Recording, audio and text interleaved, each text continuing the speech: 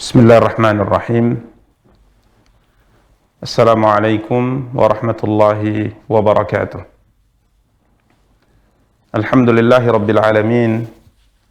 Wal aqibatu lil muttaqin fala udwana illa 'alal zalimin. Asyhadu an la ilaha illallah wahdahu la syarika lah.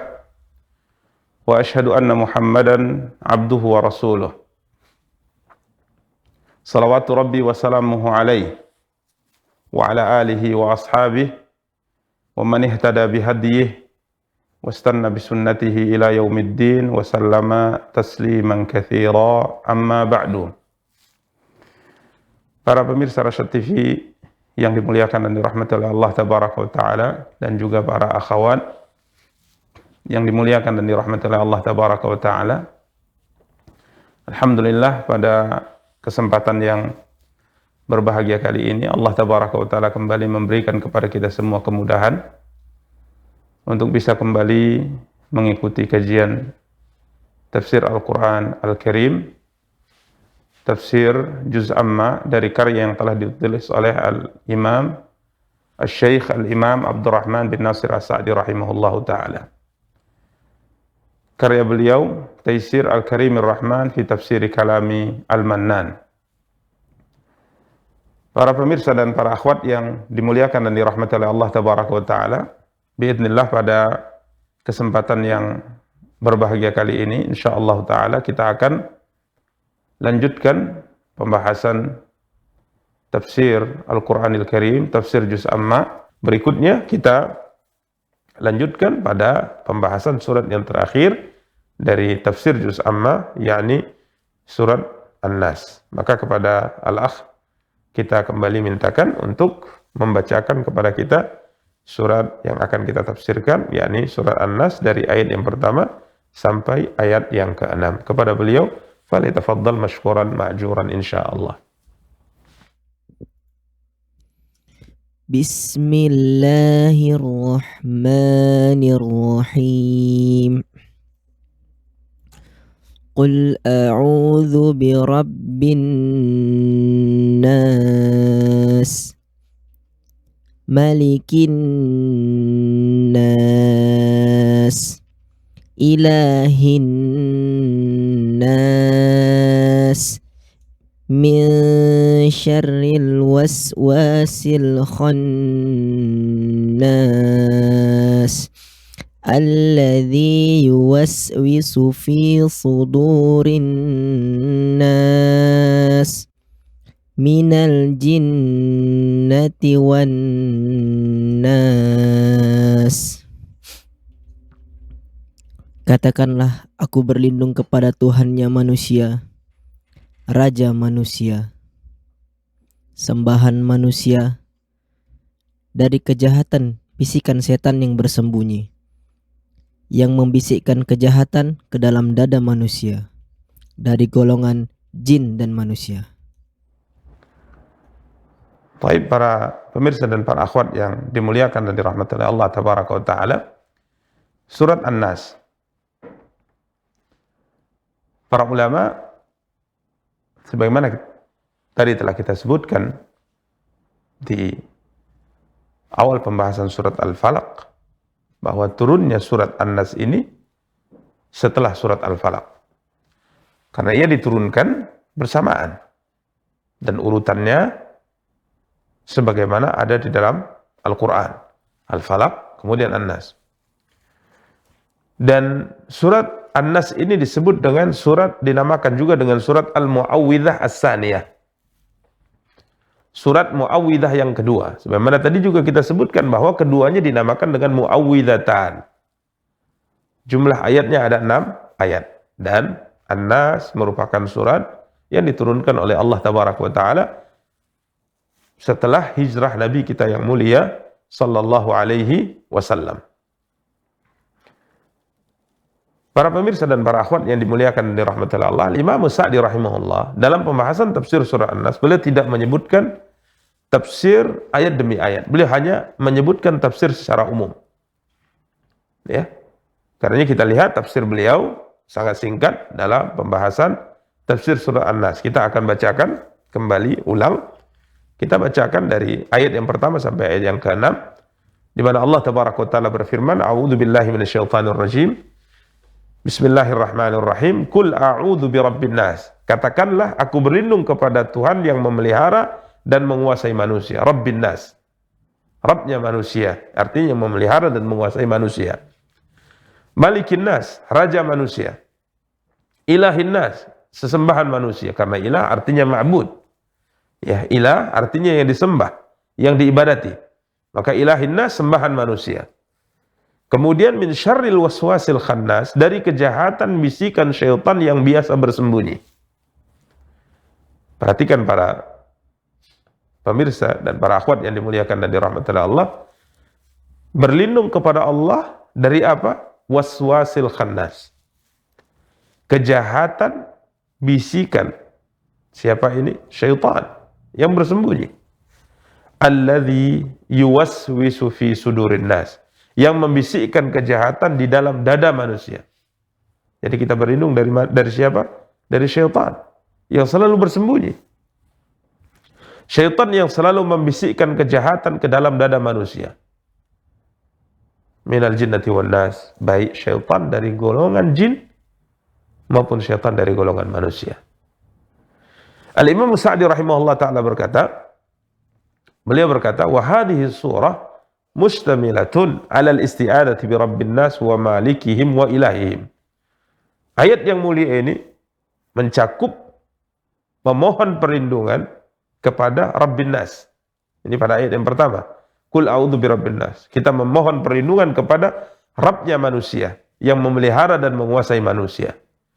Wa malikihim, dan kita juga berlindung kepada raja manusia. Ini pada ayat yang kedua, malikin nas. Dan kita juga berlindung kepada ilahihim, yakni sesembahan manusia. Berlindung kepada Allah dari apa?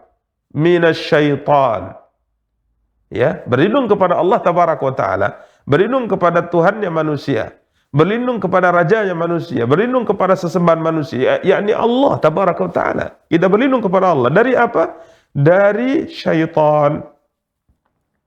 Dari syaitan. Alladhi huwa aslus syururi kulluha wa maddatuha, di mana semua kejahatan sumbernya itu dari syaitan. Semua keburukan pangkalnya itu dari syaitan. Para pemirsa dan para akhwat yang dimuliakan dan dirahmati Allah Tabaraka wa Ta'ala, apa yang dimaksud dengan syaitan? Apa yang dimaksud dengan syaitan? Ini adalah sebuah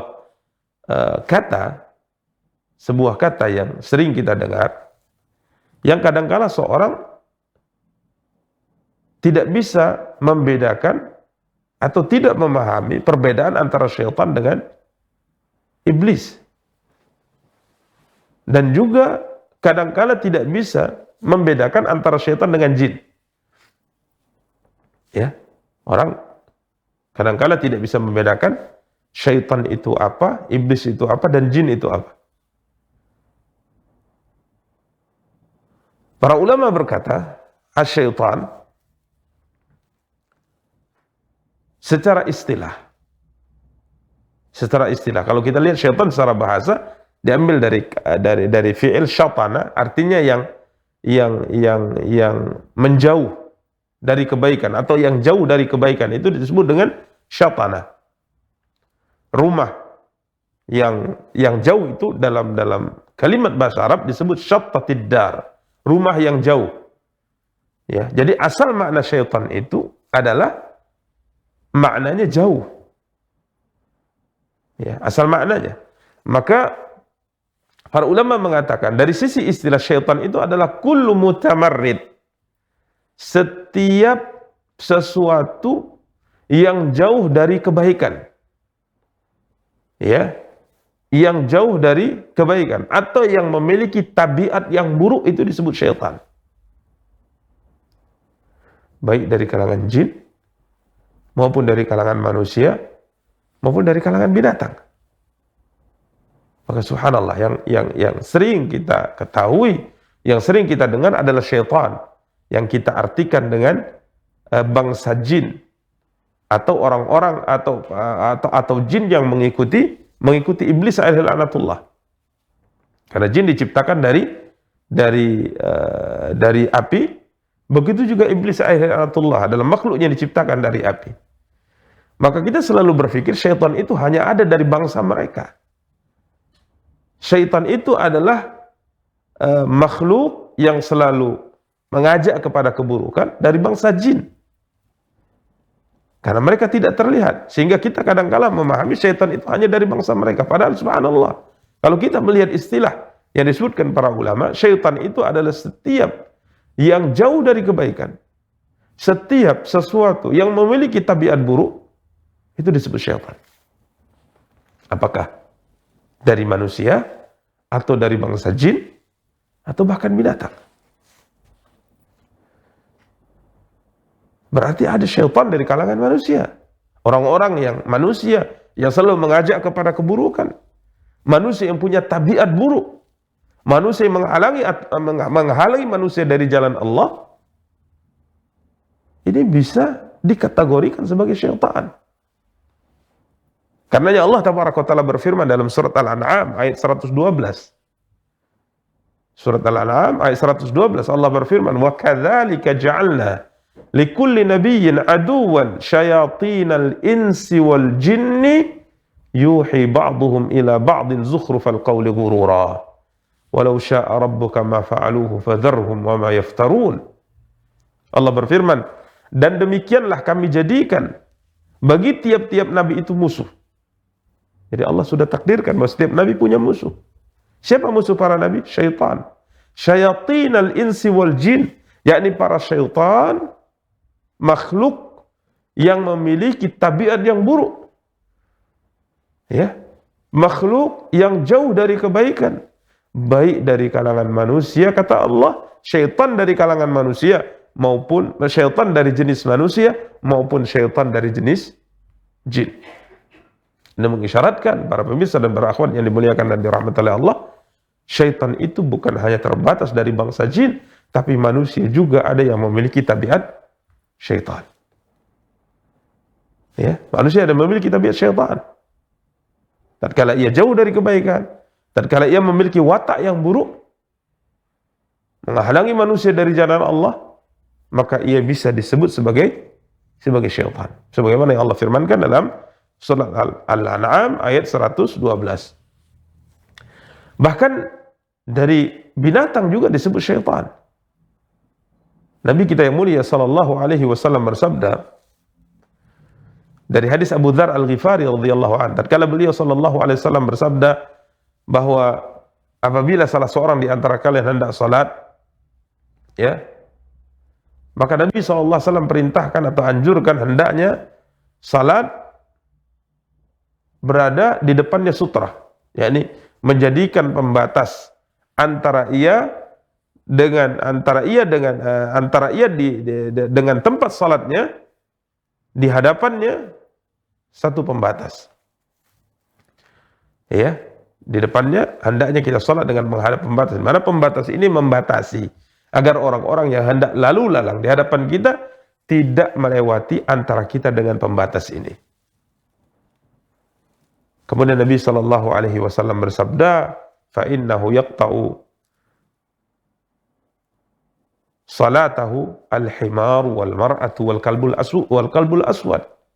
Nabi mengatakan bahwa tatkala ada sesuatu yang lewat antara ia dengan pembatas ini, maka tatkala yang lewat himar, keledai, kemudian wanita yang sudah baligh, wanita yang sudah haid, kemudian anjing hitam, maka tiga ini tatkala melewati seorang yang salat antara ia dengan sutranya, maka tiga hal ini akan membatalkan salatnya atau akan memutuskan salatnya. Terlepas dari perbedaan para ulama, apa yang dimaksud dengan memutus salat di sini? Apakah yang dimaksud adalah salatnya menjadi batal, ataukah keberkahannya akan dikurangi, ataukah keberkahannya tatkala ia lewat akan terputus karena hakikat ia sedang menghadap kepada kebaikan? Tentunya ada perbedaan di kalangan para ulama dalam memahami hadis yang mulia ini. Namun yang jadi perhatian bagi kita adalah perkataan Abu Dzar kepada Nabi kita yang mulia sallallahu alaihi wasallam setelah ini. Tatkala Nabi menyebutkan yang memutuskan salat seorang tatkala melewati antara ia dengan sutrahnya adalah al-kalbul aswad, anjing yang berwarna hitam. Maka Abu Dzar bertanya kepada Rasulullah, "Ma balul kalbil aswadi minal kalbil ahmari wa minal kalbil asfar?" Apa perbedaan ya Rasulullah? Kenapa mesti disebut anjing berwarna hitam? Apa perbedaan anjing berwarna hitam dengan yang berwarna merah atau berwarna kuning? Maka Nabi kita yang mulia sallallahu alaihi wasallam bersabda, "Al-kalbul aswadu syaitan." Anjing yang berwarna hitam itu adalah syaitan. Para pemirsa dan para akhwat yang dimuliakan dan dirahmati Allah, dia yang dimaksud oleh Nabi, dia bukan syaitan, artinya dia adalah jelmaan dari jin, bukan itu maksudnya. Ya, sebagian memahami demikian dan ini pemahaman yang salah. Orang menganggapnya bahwa anjing hitam itu adalah jelmaan jin. Tidak. Bukan itu maksudnya. Akan tetapi anjing berwarna hitam ini memiliki tabiat yang tidak sama dengan anjing-anjing yang berwarna lainnya. Tabiatnya buruk, menakutkan, menyeramkan. Sehingga Nabi kita yang mulia sallallahu alaihi wasallam memberikan sebuah perbedaan hukum tatkala anjing ini melewati orang yang sedang salat antara ia dengan sutrahnya, maka yang berwarna hitam ini akan memutus salatnya. Sehingga kita kembali kepada apa yang kita ingin tegaskan, bahwa syaitan itu adalah setiap makhluk yang keluar dari tabiat asalnya, atau setiap makhluk yang memiliki tabiat buruk, setiap makhluk yang jauh dari kebaikan itu disebut syaitan. Apakah dari manusia, dari bangsa jin maupun dari binatang sekalipun. Di mana beliau mengatakan bahwa syaitan ini adalah pangkal semua keburukan, asal semua keburukan, sumber semua keburukan adalah syaitan. Jadi bisa kita simpulkan bahwa syaitan itu adalah sifat. Manusia yang punya sifat buruk, ia disebut syaitan. Bangsa jin yang memiliki sifat keburukan, ia disebut syaitan.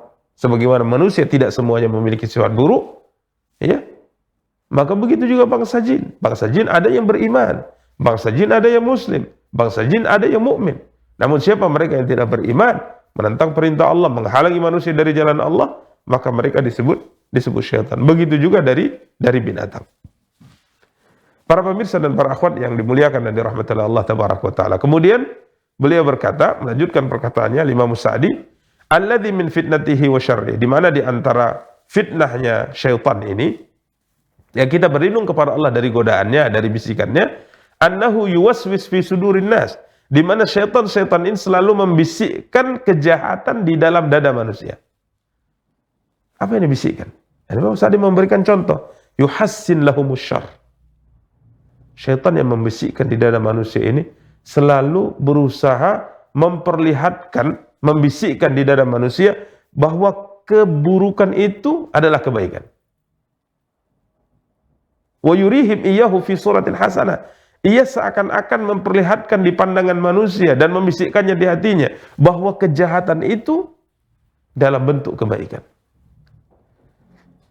Wa yunashshitu iradatahum li fi'li, bahkan ia memberi motivasi, memberi semangat, mendorong manusia untuk melakukan kejahatan yang sudah dia gambarkan sebagai kebaikan.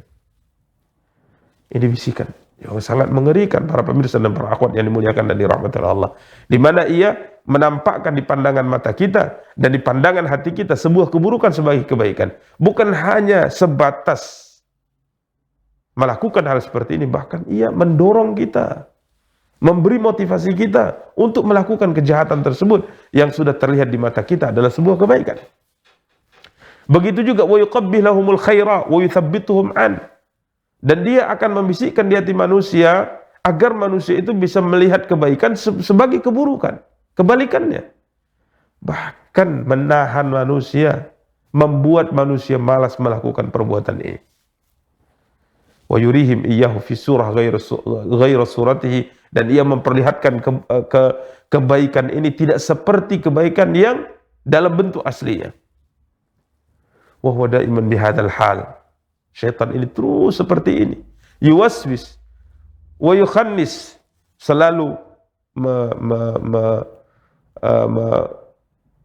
membisikkan keburukan di hati manusia. Wa yukhannis, dan kadangkala ia juga bersembunyi. yakni yata'akhir, ia akan bersembunyi, ia akan lari tatkala seorang hamba mengingat Allah, tatkala seorang hamba meminta perlindungan kepada Allah tabaraka wa taala. Ada dua poin yang hendaknya kita camkan dari perkataan Imam Sa'di rahimahullah taala ini. Yang pertama, syaitan ini akan selalu berusaha semaksimal mungkin untuk menjadikan kita malas melakukan kebaikan dan semangat melakukan keburukan. Para pemirsa dan para akhwat yang dimuliakan dan dirahmati Allah, sebagaimana Allah tabaraka wa taala firmankan dalam surat Al-A'raf ayat 16 sampai 17. Ayat yang apabila kita baca menggambarkan bagaimana dahsyatnya permusuhan syaitan kepada kita, hamba-hamba Allah. Allah berfirman menceritakan tentang tokoh syaitan, pimpinan syaitan. Yang mana pimpinan para syaitan itu dari bangsa jin, yakni iblis alaihi laknatullah. Jadi iblis ini adalah salah satu dari syaitan, dan bahkan ia tokohnya syaitan. Ia dari bangsa jin, diciptakan oleh Allah dari api, dan dialah makhluk yang menentang Allah tatkala Allah perintahkan ia sujud kepada Nabi Adam alaihi assalatu wassalam. Allah berfirman tentangnya, qala fa bima aghwaytani la aqudanna lahum siratakal mustaqim. Iblis menjawab, karena engkau telah menghukum saya tersesat, la aqudanna lahum siratakal mustaqim, saya benar-benar akan menghalang-halangi mereka dari jalan engkau yang lurus. Kemudian apa yang dia katakan? Tsumma la'atiyannahum min baini aydihim, kemudian saya akan mendatangi mereka dari arah depan, wa min khalfihim, dan saya akan mendatangi mereka dari arah belakang. Jadi iblis, tokoh syaitan, akan menggoda, akan menghalangi manusia dari jalan Allah. Dari arah depan ia akan datang, begitu juga dia akan menggoda kita dari arah belakang, wa an aimanihim, dan dari kanan, begitu juga wa an syama'ilihim, dan dari arah kiri, wala tajidu aktsarahum syakirin, dan engkau tidak akan mendapati kebanyakan mereka bersyukur kepadamu ya Allah. Para pemirsa dan para akhwat yang dimuliakan dan dirahmati Allah tabaraka wa taala, Imam Sa'di tadi mengatakan bahwa ia akan membisikkan di hati manusia, menggambarkan di hati manusia sebuah keburukan adalah sebuah kebaikan. Ia akan mendorong kita untuk melakukannya. Sebaliknya, ia akan merubah dalam pandangan mata kita dan hati kita sebuah kebaikan itu digambarkan oleh sebagai keburukan, kemudian dia akan berusaha menghalangi kita, membuat kita malas, membuat kita berat untuk melakukannya. Para ulama, diantaranya apa yang dinukil oleh Imam Ibnu Katsir dari Abdullah bin Abbas, apa yang maksud dengan tsumma la'atiyannahum min baini aydihim, dan aku akan mendatangi mereka dari arah depan. Abdullah bin Abbas mengatakan usyakkikuhum fi akhiratihim, aku akan membuat mereka ragu dalam urusan akhirat. Karena akhirat itu adalah sesuatu yang akan datang di depan kita. Maka iblis dan bala tentaranya akan membuat kita ragu dengan akhirat. Sehingga di mata kita, di hati kita, akhirat adalah perkara yang paling kecil. Perkara yang paling kecil. Sehingga kita malas melakukan amal ibadah, melakukan sebuah amalan untuk menggapai akhirat. Sedangkan wa min khalfihim, dia akan datang dari arah belakang, yakni uraghibuhum fi dunyahum, aku akan mendorong mereka untuk mengejar dunia yang akan mereka tinggalkan. Subhanallah, la haula wala quwata illa billah. Maka tidak ada seorang yang bisa selamat kecuali apabila Allah berikan taufik dan hidayah kepadanya. Syaitan akan terus mengintai, syaitan 24 jam akan terus menggoda kita. Bagaimana caranya agar kita jauh dari akhirat dan mendekat ke dunia. Sehingga tatkala kita berbicara tentang akhirat dan dunia, yang perlu dimotivasi itu sebenarnya akhirat, bukan dunia. Kalau seorang selalu dimotivasi untuk dunia dan dunia, demi Allah, kalaupun seandainya tidak diberi motivasi, orang itu akan tersungkur mengejar dunia. Karena syaitan akan terus mendorong dia mengejarnya. Namun akhirnya akan dibuat kecil di matanya, di hatinya, sehingga orang akan menjadi orang yang malas untuk menggapai kemaslahatan dan kebaikan akhirat. Kemudian wa an aimanihim, di arah kanan, kemudian dia akan datang di arah kiri, maksudnya usyabbih alaihim amra dinihim, usyahhilahumul ma'asi. Dia akan berusaha membuat kita malas melakukan amal kebaikan, dan dia akan membuat kita mau dan semangat melakukan maksiat kepada Allah Tabaraka wa Ta'ala. Ini godaan. Ini yang pertama.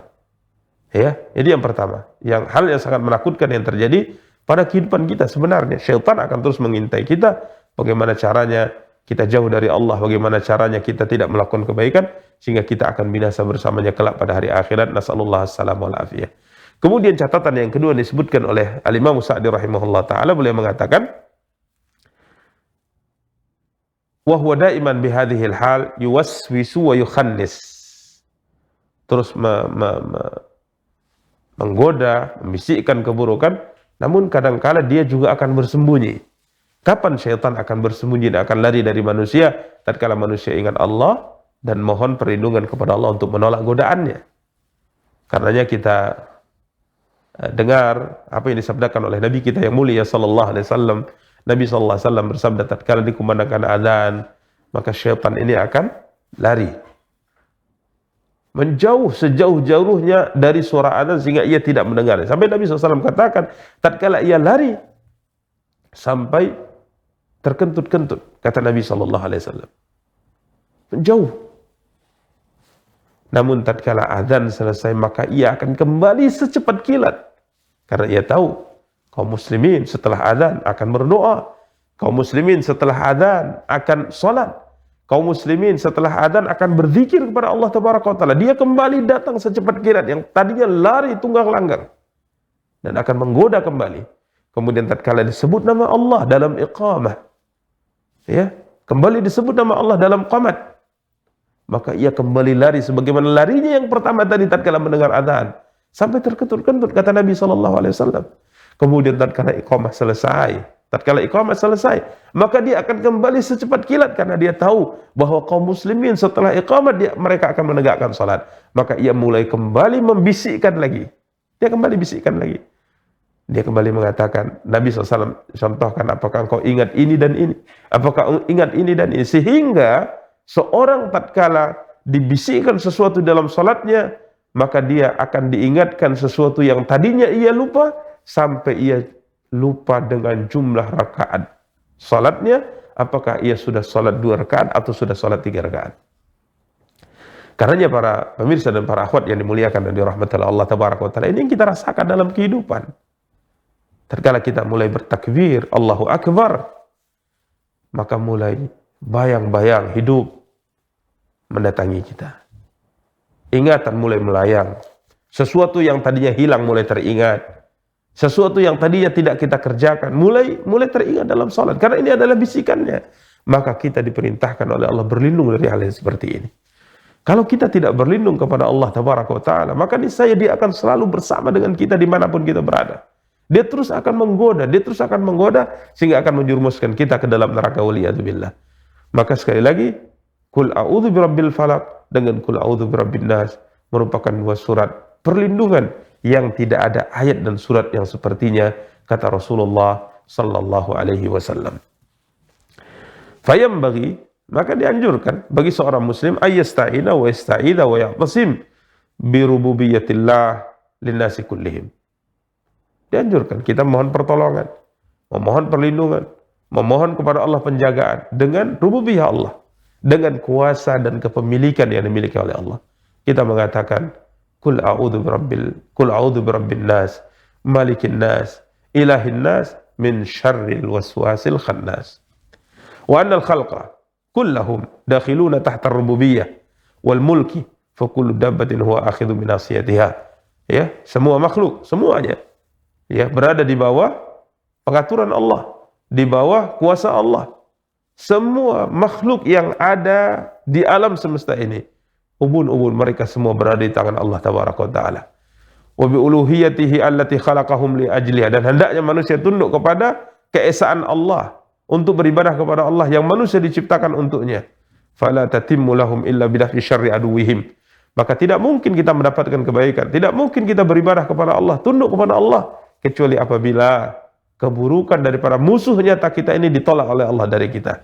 Alladzi yuridu ayaqta'ahum anha wa yahulu bainahum wa bainaha, di mana musuh nyata kita ini berusaha untuk menghalangi kita dari tujuan kita diciptakan, ibadah kepada Allah, dan menghalangi kita dari ibadah kepadanya subhanahu wa ta'ala.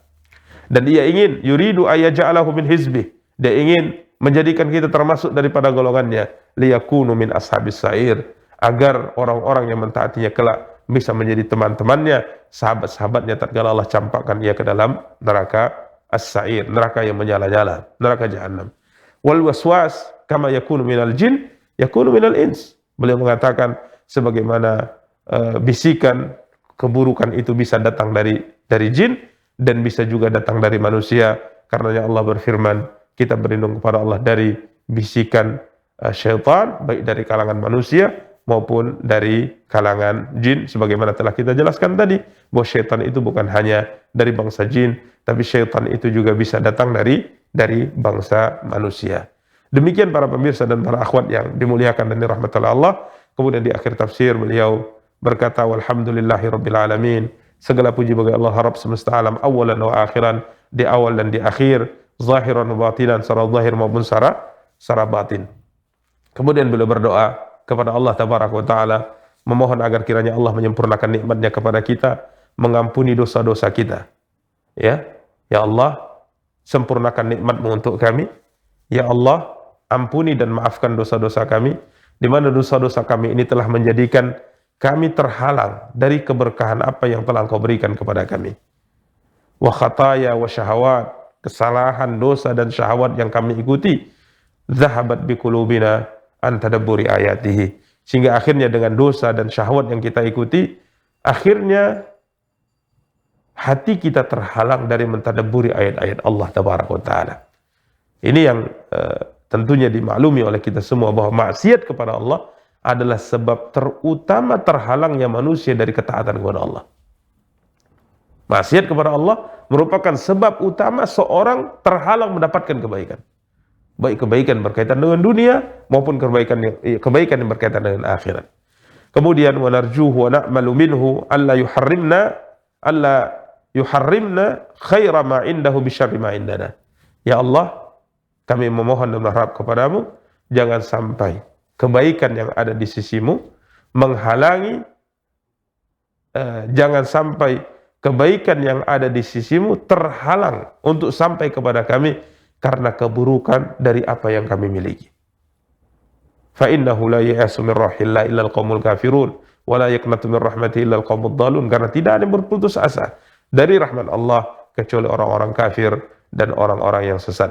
Wa sallallahu wa sallama ala rasulih Muhammadin wa ala alihi wa sahbihi ajma'in, salatan wa salaman daimaini mutawasilaini abadal awqat, walhamdulillahilladzi bi ni'matihi tatimmus salihat. Kemudian beliau tutup dengan salawat kepada Nabi, ya, salawat kepada Nabi sallallahu alaihi wasallam, kepada keluarga beliau, sahabat beliau semuanya. Salawat dan salam yang terus-menerus diberikan oleh Allah tabaraka wa taala kepada beliau sepanjang zaman, sepanjang masa, dan alhamdulillah alladzi bi ni'matihi tatimmus salihat. Beliau mengatakan selesai penulisan tafsir ini pada bulan Rabiul Awal tahun 40 wa 300 wa alfin min hijrati Muhammadin sallallahu alaihi wasallam, yang di tahun 1344 Hijriyah. Demikian para pemirsa dan para akhwat yang dimuliakan dan dirahmati Allah tabaraka wa taala, apa yang dapat kita sampaikan, semoga pembahasan yang kita sampaikan dari awal pembahasan tafsir juz amma dari surat An-Naba sampai akhir pembahasan pada hari ini surat An-Nas bisa memberikan kebaikan kepada kita, menambah keimanan kita kepada Allah tabaraka wa taala, dan dengannya insyaallah kita mendapatkan ridha dan ampunan dari Allah tabaraka wa taala. Amin amin ya rabbal alamin.